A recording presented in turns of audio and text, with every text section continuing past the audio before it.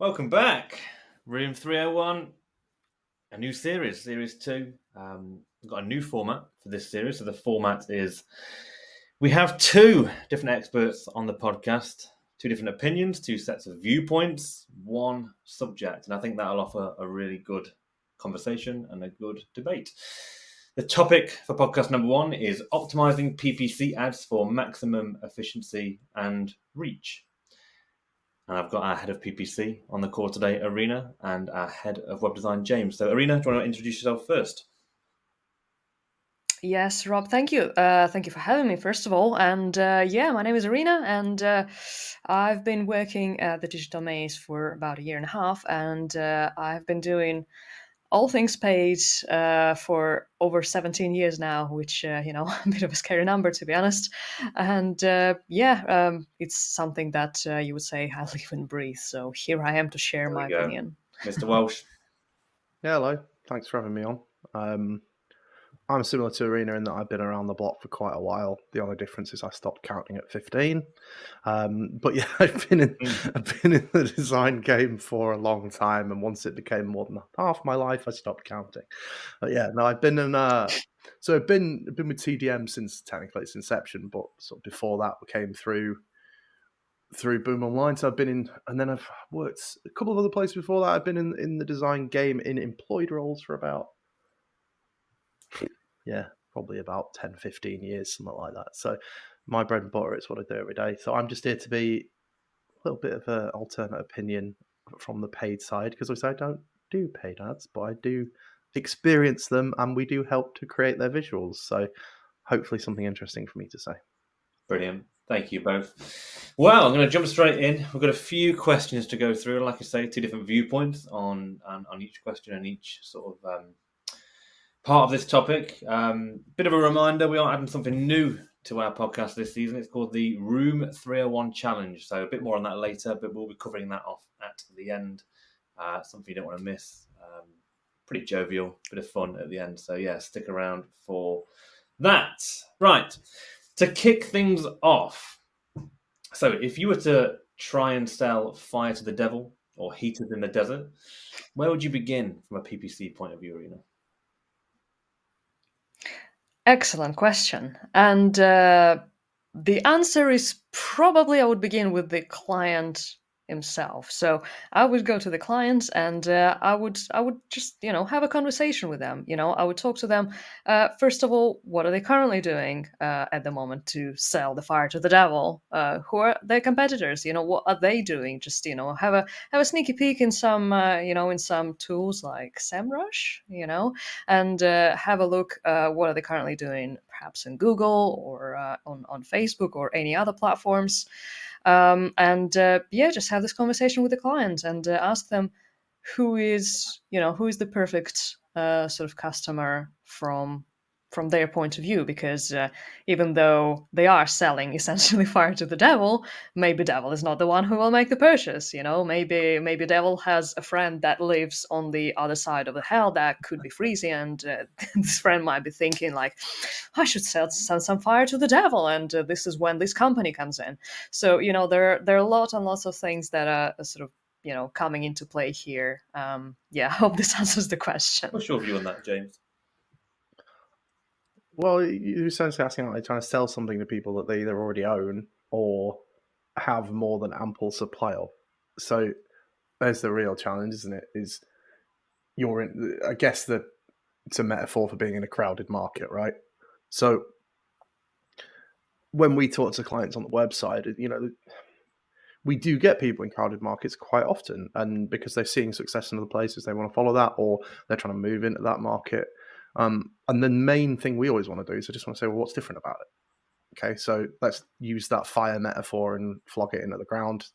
So the devil's got fire, he's surrounded by it, lives in it, it's just everywhere, okay? But why would he want to replace that? Maybe he's not even thinking of replacing that. So as we're coming to this person who doesn't necessarily think they need or want this product, but we can put a proposition out there that says, hey, maybe you do. So like perhaps this fire burns a different color. Maybe there's some copper in it. It's green. It's interesting. It's different. Or like maybe it's more efficient. It burns for longer and it's hotter. So therefore his heating bills will go down, which are probably astronomical. So it's about USPs, isn't it? It's like, what is the different thing about this product? And sometimes that's a physical thing, like the things I just mentioned. Sometimes it's not. Sometimes it's more of a value-based thing or a morals-based thing. It could be an ecological point. But we just want to draw out the customer, or our customer, not the devil. He would be their customer. Forgive me if I'm losing you. Why replace that fire? And if they can't answer that question, then they're in trouble, because it's okay. Well, then there's no real honest answer. If you can't say why they should do it, and you don't have a reason why they should do it other than I'm selling it and I want them to buy it, then you wouldn't buy it yourself either, would you? So it's examining that, finding what that angle is. Usually there is one, and if there isn't, it's a challenge that's kind of impossible to meet. So it's find the different factor, find that. And I always wonder, with design, that's easy for us to do, because I can just write on a big page, oh, look at this, I can show this thing, I can put that in a hero video, or I can put it, in some little like drop down. I can do any UI elements we need to use to display that, we can. How the hell do you do that on a paid ad? Like, when you've got like the small bit of the title tag on Google next to ad, like how do you do that kind of thing over there? Do you mean sort of how do we sort of transfer this message of like uniqueness into the Because you've got ads? very little time to do that. You've got very little space to do it in. That's you know what, James, this is very true. And actually now we have a lot more space than we Okay, used to thanks, have, Google. because Google Ads used to For have once. they used to have a one headline which was 25 characters, Okay. I think, and they had two description lines, 35 characters each. So now we have loads of room to play around with, and then there's also, of course, other platforms like again, Facebook and Instagram, where you can play around with with a little bit more sort of conversational text, and like maybe insert some emojis, like, I don't know, smiling devil emoji or something, because why not, right? Because you want to, when you're on a certain platform, you want to communicate with people in the language that they use there. You want to be sort of, like I said, more conversational. And besides, when you're on Facebook and Instagram as well, you can use the sort of visual assets as well, whether it's whether it's an image, just a picture of a product, or is it some nice sort of banner designed by yourself, James, Those or don't is it a exist. My video? designs are rubbish. Or perhaps it's a video, perhaps it's like some user generated content, like, I don't know, devil is like chilling by the fireplace and it's like, oh god, look at this fire, this is the best one I ever owned, so sort of things like that. How do you cope when there isn't assets, though? Another very good question. And usually, again, this is a conversation that we have with the client, and we just sort of trying to convey the importance of, like, how important it is to have, have a high quality content, because let's be honest, the content is very, very important nowadays, because when you're sort of mindlessly scrolling through Facebook or Instagram or whatever it is, like TikTok and whatnot, you need something that would stop your thumb from scrolling. You would need to see something that would make you, that would make you stop in your tracks, that grab your attention, and you would be like, okay, this is interesting enough for me to stop and pay several seconds of my precious attention to this. So this is usually, well, not usually, always is the message that we are trying to pass over to the client.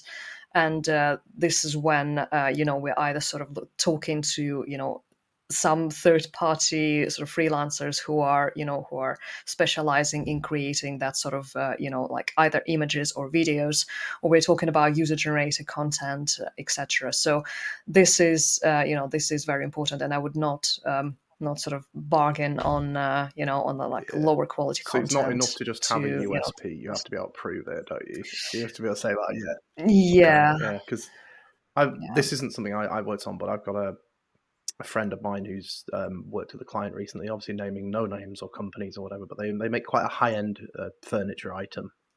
That's as specific as I'll go. But it's all handmade in the UK by like really talented carpenters, and it's like dovetail joints and all that stuff that gets people who own Nick Offerman books excited. But they can't prove it because they don't they make them one at a time and then they go like straight out to the customers. So they don't necessarily have like a Mm. showroom to take shots in. They don't go to the customer's house and take Yeah. photos. So these are really like expensive items that are probably worth the money, but they're being trounced by Yeah. like just cheaper things that have got like loads of really good 3D renders and all this kind of stuff because they look higher Hmm. quality than they are. So it's like a competition like that Hmm. can be really difficult. I Yeah. See, though, in that case, I would probably, I'd probably suggest to the client to try and get, some of the pictures Yeah, of the furniture yeah, from their or just like be customers. getting their phone out whilst it's being made and making little Yeah. Instagram reels of like somebody just like smoothing off bits of wood and like all that There kind of you stuff. go. But because we've all got one of these days, haven't we? So it's all doable. Oh god, that's the most boomer comment I've ever made. Everyone's got a smartphone. But yeah, Well, to be fair, yeah. I've got a pool of questions in front of me, and one of those is how do you communicate the importance of investing in good quality visuals, whether that's photography or video.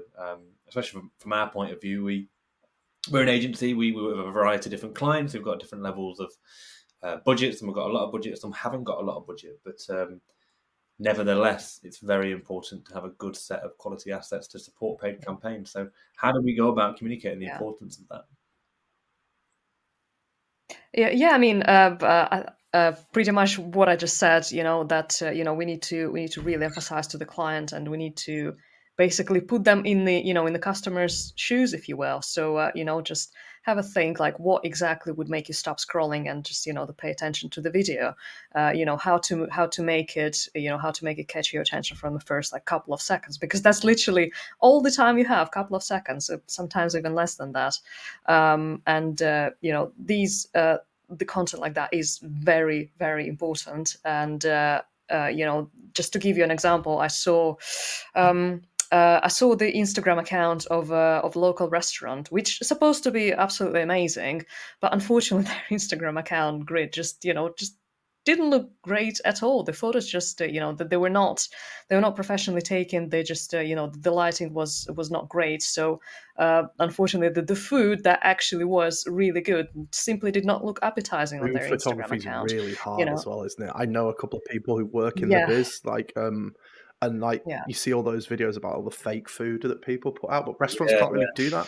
It's like you're selling like a Burger yeah, King thing, you can fake it. Like nobody can eat the yeah, burger in that advert unless you want to break your teeth.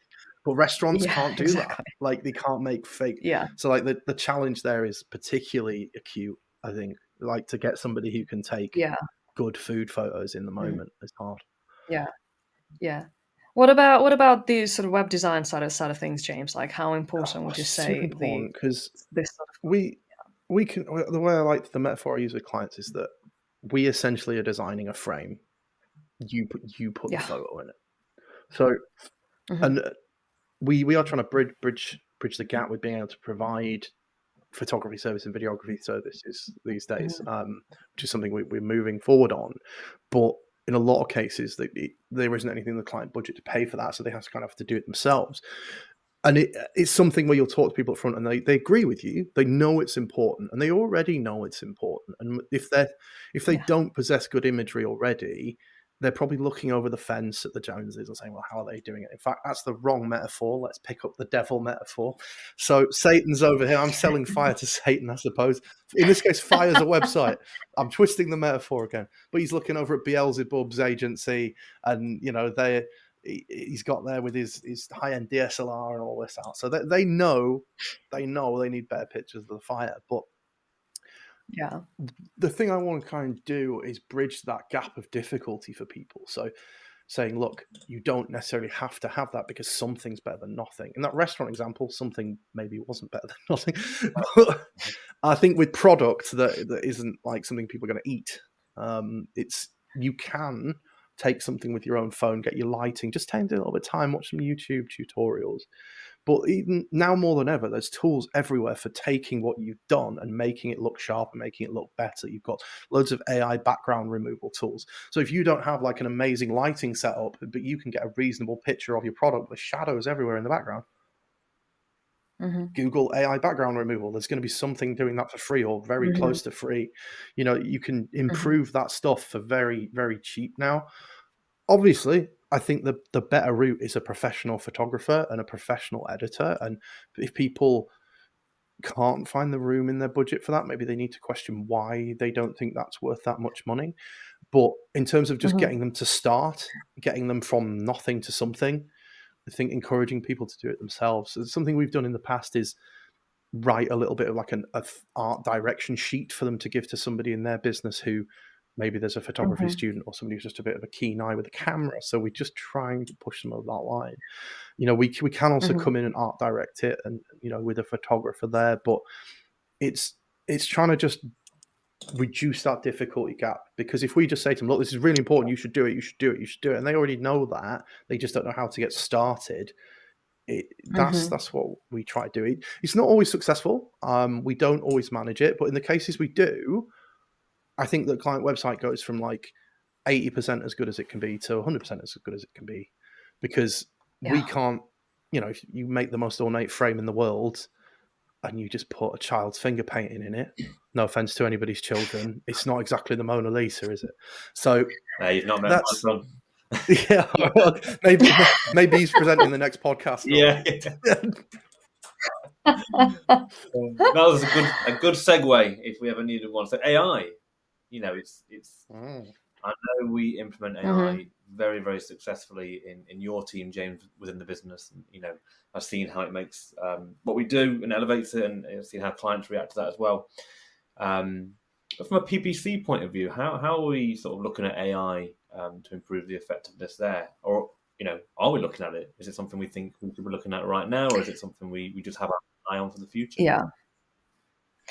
Yeah, there's definitely some things that we are keeping an eye on, and there are several things that I have used AI for already. For example, not to like, for example, if I need to write an ad copy, I'm going to, chat GPT, and I'm not asking to write an ad copy, but this is a good sort of place to start, because I can get a little bit more of bit more of a structure to their copy, so like, for example, like you, James, said, like, if I need to pack the big message into a small text, maybe I take this big message and just go to ChatGPT and say, like, can you It please can be a just good shrink editor, this can't message it? a little bit for me? Yeah. I'm known to Yeah. waffle, and um sometimes it's nice to have somebody who can cut that down for me. yeah. Yeah, there you go. Another sort of example that I had in mind is, like, when you're sort of writing the ad copy, and again, to jump on the metaphor about selling the fire to the devil, you may want to sort of, you may want to look at the reviews of what customers are saying about this fire. Like, are they, do they like that it's durable? Do they like that it's, I don't know, colorful?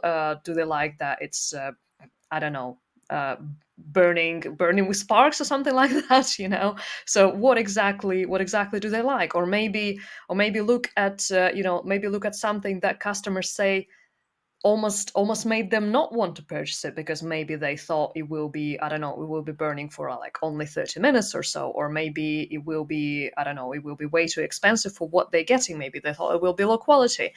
So why am I saying about all these things while we're talking about the AI? All these reviews, if you have them from any sort of platform, it can be Google reviews, it can be Trustpilot, whatever. You just take all these reviews, you whack them in, I don't know, ChatGPT, and you ask, like, can you find me similarities between these reviews? And you're basically just finding sort of, almost pain points, like what made people buy this product, and you're sort of this gives you a better idea of what sort of things that you need to make accent on in the ad copy, and what made them almost not buy this product, so you can challenge this point in the ad copy almost. So just to say, like, how fire burns, like, I don't know, 10, 15 hours at a time, it's beautiful, it's bright, it's different colors, etc. So yeah, that's just a couple of examples, but yeah, this is definitely something that we're keeping an eye on, and definitely something we will be using a lot more in the We do the future. same. So, like, when you talked about feeding it user opinion, Hmm. so wherever that's come from, and then summarizing that, Hmm. like, I think those are where its strengths are, is in keenly in summarizing things that would be very hard for a human to intake and, and note and take everything of Yeah. value from that. Um, Hmm. we use it to we use it to sort of assess designs based on lots of different designs and data from that as well. So it's, without going into too much detail, it's essentially like live, something that would be a heat mapping tool like Clarity or Hotjar gives you, but it's trained on loads of things that have already done that, and we can apply that like instantly on an image, so know where the attention's going. But without going into too much detail about that, I'm just sort of agreeing with Arena that the places it's useful are in cutting some of that really difficult grunt work that we're not designed to do. Like, I'm a designer, I'm not designed to think mathematically or process lots of data, whereas Arena, is better at that, but perhaps isn't, she can look at a spreadsheet and see all the numbers and do, but frankly, do stuff that boggles my mind. But I'm not trying to insult you, Arena, but I'm guessing like reading through a load of customer sentiment isn't a strong suit for you. You would need, whereas the AI can go, right, well, I can read all of that and bring all that together. Yeah. So you're sort of using it to augment Yeah. a part of you that's not that good at that job. Yeah. Like, Well, it depends how bored I am as well. I actually fancy sitting down for 2 hours and reading through all these customer sentiment. But yeah, like, I wouldn't. I think that the thing is that generally AI products are promising miracles and delivering something lower than that. But like, from a creative side, I've sort of settled into, like, having gone through all of these things and looked at what people are offering, I've sort of settled into, we shouldn't be using it to create things, but we should be using it to give us ideas or to augment things we aren't very good at, or to fix things that are broken. So like some of the AI tools in Photoshop that remove, I was talking about background removal and things earlier, that was a skill and a process that took hours sometimes before, and it's drudgery and it's exactly the same output. So like, why do that the hard way? So that's where I think its application is. And for anybody who's sitting there going, well, how can I use that in my day-to-day? Those are exactly the ways you should be doing it. Like, scroll through your Facebook and your reviews and your comments, copy a lot of them into a spreadsheet like Arena says, see what people think about you and summarize it.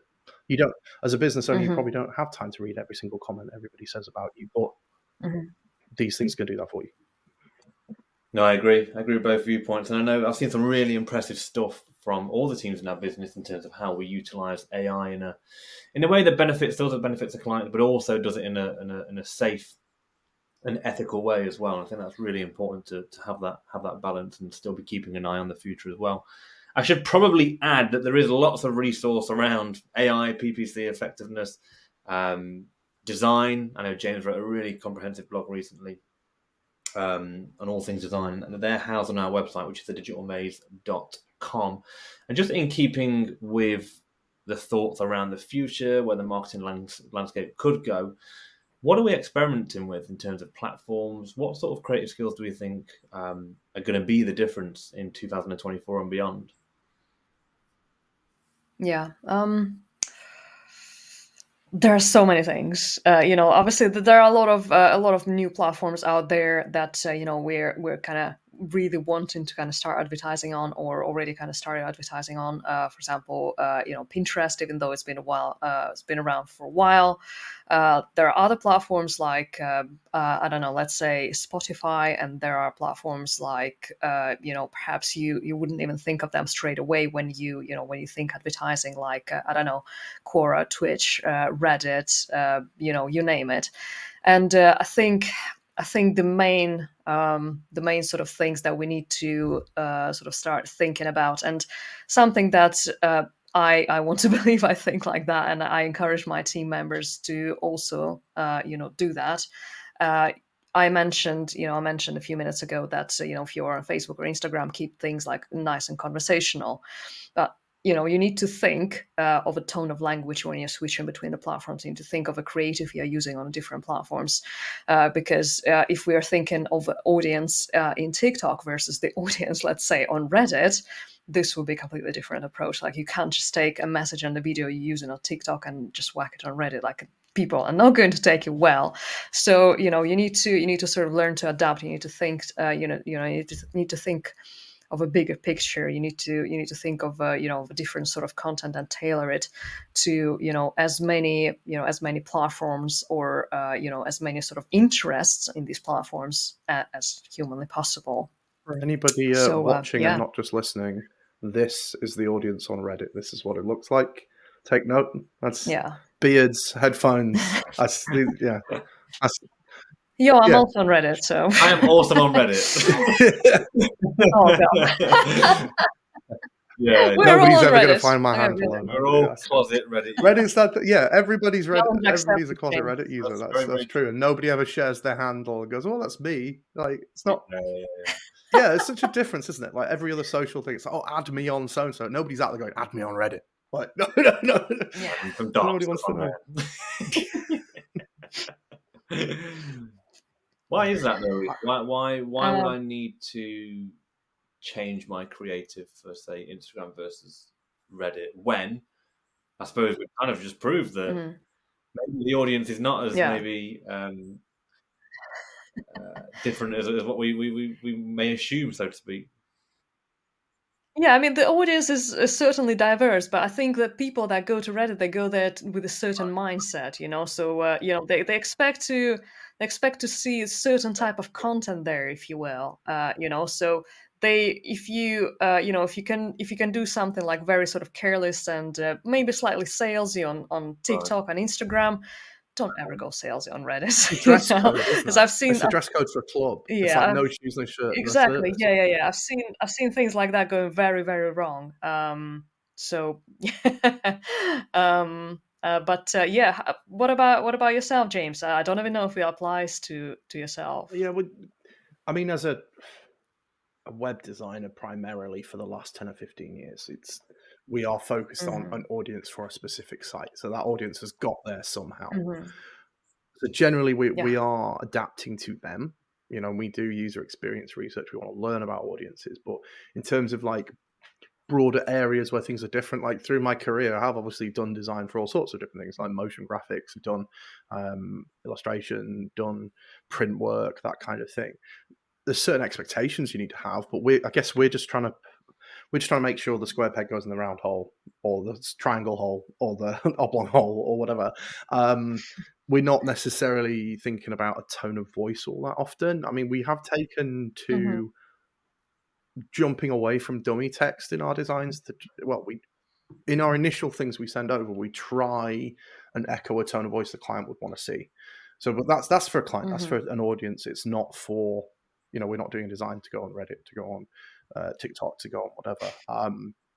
We know there are designers out there who will be making social stuff day in, day out, and they will be thinking about that though. They'll have their Figma file open or their Canva login open. They'll have their TikTok thing, their Instagram thing. There'll be subtle differences, no doubt, but it doesn't really apply to me that much. So I guess in that sense, I'm quite lucky. I just get to focus on an individual group of a demographic, a target audience, rather than huge swathes of people in one go. But yeah. Cool. Yeah. Makes sense. So just moving on to landing pages, I think landing pages is a sweet spot between PPC and design. Both got a very, very common interest there for sure. Yeah.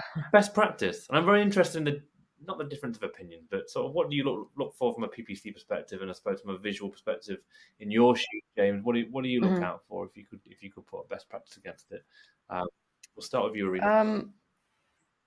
Yeah. So from PPC point of view, there are some obvious things that obviously obvious to you, me, James, all of us, that you need to make sure that if we are talking about the fire, once again we're coming back to fire to the devil, we're talking about the fire in our ad, we need to make sure that we're talking about the fire on the landing page, like 100%. We do not send people to the homepage where you can buy, I don't know, fire, ice, and whatever. When we also don't send people to the page with the ice, because you are trying to sell something that people already have in abundance. So you want to reduce this friction as much as possible, and you want to make the purchase as simple as possible. So I will say a couple of things that I personally think that should be on landing page, and I hope I'm not going to tread here on your toes, James. Okay. But I personally think like it should be as simple as possible to complete the checkout. Perhaps you have the landing page, you just need this one simple big button to say buy, and that's it. And obviously you do want to sort of showcase the product, you want to show the reviews, you want to show the sort of trust signals, real reviews, maybe real photos with real reviews from real people, and yeah, just a very sort of easy way to purchase and check out. I don't know, Apple Pay, Google Pay, whatever, just something to make it super simple, and it's in as little number of steps as humanly possible, because like I said, this is something that they probably don't need, probably something that they already have an abundance of. And, you just want to, like I said, make the checkout as simple as possible, and, just reduce this friction, reduce this, necessity, like to make them, come to the website and think like, what do I do here? So you want to show them what exactly they need to do on this page. So yeah, James, I hope I No, didn't not steal at too all. much It's from like you. you come at it Put from a like a big button on slightly. the page is basically what I've learned there. Just put one button on. One big Like, button. my job's done. Job here is There you done. go. Yeah, I can that's the do one. I That's the can one. do you One button. 300 of those a day. Yeah. Brilliant. To be fair, that's really good because actually you spoke about the parts of it that I wasn't really going to speak about that much. So I think that's hopefully complements my answer quite well. So when we're thinking about things like a landing page, I guess this kind of stretches to anything we do, but landing pages can be particularly guilty of some of these things. So if you type into Google, what best conversion rate strategies for my landing page? I don't know if you can hear this, but I'm tapping my desk to make keyboard noises. Probably not. You're going to get listicle after listicle after listicle that just tells you, here's how to do this. Have a FOMO counter. Do you have a thing that follows the mouse? There are so many little toys in the toy box that are there that you could use. And I think people see these and think, oh, well, they're guaranteed to work. Using FOMO is going to work on people, getting in people's face or whatever. There's a kitchen sink approach that you can do to that. But you need to be thinking about the product and the brand and your position in that. So a really good example of this, right? Say somebody's got, a relatively high-end fire that they want to sell to the Denzians of hell, all 7 circles of it, and but they're not picking up too many sales, and their site's a little bit. It's not really reflecting the quality of the product, but they really want to push and go, actually, no, we just need to sell short term. And so they may be going to put a FOMO counter on there. It's going to be like, 5 hours left on this sale, which is nonsense because it's just going to repeat over and over. Or maybe they've got like, if you move your mouse up towards the X, something comes up and says, oh, don't do this, pop-ups and all this stuff, right? That can work. That can get you sales. And you will find it does, but it's short term. And the damage they're doing, because they've got this high-end product, they're selling it like a low-end piece of shit. So the fire to the devil, like if you strip it away, that metaphor is Apple. It's just Apple. They sell people the same product every year with a few minor differences that look sparkly and interesting. This year's iPhone ain't that much different to last year's iPhone, ain't that much different to the iPhone before, going all the way back. And they're masters at it. They focus on quality of product, specifics, why that thing is so good, what it does for you. And their pages are so simple, so clean, which is, that's their brand, that's their look and their feel. If you try and emulate Apple, I'm not saying that's going to work for you, but the core of what they're doing is they're respecting their brand. And they're going, we are a high-end product. We are only making a few changes this year, but they're groundbreaking and they'll change your life. And that's how they present it. And it does generally end the page with 1 or 2 buttons that just say, buy this.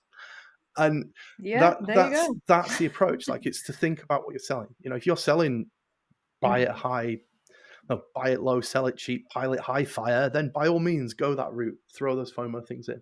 But you've got to think about, are these strategies working for the long term as well as the short term? And we often do this with clients on the website, even if it's not a landing page. Like, we've had clients who wanted things to flash and stuff like that because they're desperate for it to get attention. And it's like, that isn't the way. That is going to cheapen your product. You're going to go from looking like Holland and Barrett to the bargain store next door with, day glow stars with marker pen on. So it's just being cautious of all the advice that's out there, particularly when we were talking about AI earlier. So many of the crap articles you will find if you Google your problem these days are naff. In fact, to go full circle back to something else, stick the word Reddit on the end of your Google search, because you might find actual experts talking about actual problems on I Reddit. actually do that all the time. Just be wary of a world that claims to have solved every problem. I as was it hasn't. literally just about to say, I mean, one of the things that, you know, for me on a landing page or a product page, whatever it might be, looking at actual, I suppose this counts as UGC, user generated content, like actual user reviews that you can believe and are authentic. I really, really, really, Yeah. you know, really look for that. And part of the reason, part of the way I do that, is appending Reddit to the end of my searches. So if I'm not interested in a product or something's just proposed, maybe it's There's somebody chatting about it on Reddit. yeah, like, what about this moisturizing cream, Reddit? And then someone, I just don't believe Amazon reviews at all anymore. No, because someone called John from Texas rates it. Like, I'm buying the shelf. John, like, I just believe it instantly. But no, that authenticity and the feeling that somebody just like you has sat there and wrote that and not been paid to do it, I think is really what you're actually finding is 10 years of Arena's side Reddit accounts that have been reviewing products for our customers. That's the strat. You've just revealed our secret source. You just gave me an idea, James. Don't tell everyone the plan. Yeah. Well, look, thank you both for answering the questions that I've come armed with today. We're going to round the podcast off with something we've coined the Room 301 challenge. Now, part of the reason this podcast is called Room 301 is because of something called a 301 redirect, which is sort of an SEO term, redirect different pages, blah, blah, blah. We can go into that on another day. But the challenge here, and it's to pose a bit of a thought experiment to you guys. What is one thing within the sort of marketing world, so to speak, that you would redirect or get rid of if you could? So a 301 redirect's permanent, right? So that'd be Forever. like something this is an irreversible change you're putting in our life. It's not coming back. Okay. Not coming back. This is going to be highly controversial, but I would say the new consent mode, because it's just proving to be such a pain. Obviously, we're still in a sort of very much of a gray area here, thanks to Brexit. And this is actually something that I'm planning to write my next blog about, so stay tuned. It's proving to be a bit of a headache. Would you redirect us back to just cookies and all that kind of stuff? Or yeah, I mean, I understand why it's been implemented, but I also understand that it's going to, it already is becoming increasingly difficult to, to measure the success properly. And when and if this comes to the UK, as well as it is now implemented in the EU, I believe. So yeah, we just need to be ready for that. And I'm not a big fan of what I see, so this is why. That's I'm so glad sometimes now that I'm in more of the full end design side, because I used to work I was a bit of a jack of all trades for a while, and I did code, and we were building like WordPress sites, and like anytime something like this came up, it was just such an inherent challenge. And like I mentioned earlier, I'm a designer. I only think with that side. Yeah, that's my life. And like just knowing that there are other experts in the business who deal with this stuff is like reassuring, because like it's the kind of stuff like if that email had hit 6 years ago, I'd have been like, oh, that's ruined my month. Like, it's ruined my year. Because I wouldn't, I know it's tough for you guys, but like, I wouldn't have a hope in hell of solving it. Whereas I think you guys have the skills to actually do it. Just to blow a bit of smoke for a moment. At least people know what they're doing. And they're on this side for me. Yeah, if I was going to redirect something though, it's a bit, it's more esoterical. It's more like an idea. So, just to immediately ruin the concept, use something non-physical and non-tangible. I would redirect younger designers away from things like Dribble. So Dribble, if you don't finish that sentence. Yes. Yes. Shocking behaviour. I would redirect designers who are younger than me, recent graduates, etc. From I'm not saying don't go on sites like Behance and Dribble. So for those who don't know, these are like the main areas you'll go to find examples of the really good work that people are doing. By all means, put your stuff on there. But the problem that they have is they create a bit of an echo chamber of what design looks like, what is good UI, what is good UX, and most of the things that are on there, that are showcasing on there, are generally designed to look good on there, to win eyes on there, or something like awards.com as well, where all the awarding websites go. You're learning how to make something to just wow that audience. And I spoke about audiences earlier, and that's not the audience you're going to be paid to make design work for. So I would look at that, put your own stuff there, get involved in the thing, but don't focus on that. You want to learn adaptability and you want to learn empathy. Like executing on design, you should be able to do that. That's basic, right? That's the part of designing you'll get better at with practice and practice and practice. Every designer should be able to execute. Doesn't matter the tool. Figma, Webflow, Photoshop, Illustrator. Those are the things you can learn with time. You can sit down and learn those in a month or whatever. Empathy and adaptability are much harder and are the things that will keep you in the game for longer and will help you survive things like the AI that's coming in, like other changes. And you will be that designer who can jump into that, make that work, figure out how that works. How does that work for that other audience? So I want to redirect you from trying to win this crazy little weird fight that's going on in Dribble and Behance of who can look best, who can get featured on Dribble. My clients don't know what Dribble is. They've never heard of it. They want to see what we've done for clients in their sector, how that worked for them, what that did for them. So being able to empathize with other people in different sectors, different walks of life is what will get you through those conversations. Ta-da. Love that. Love that. Well, look, thanks for coming to my TED Talk.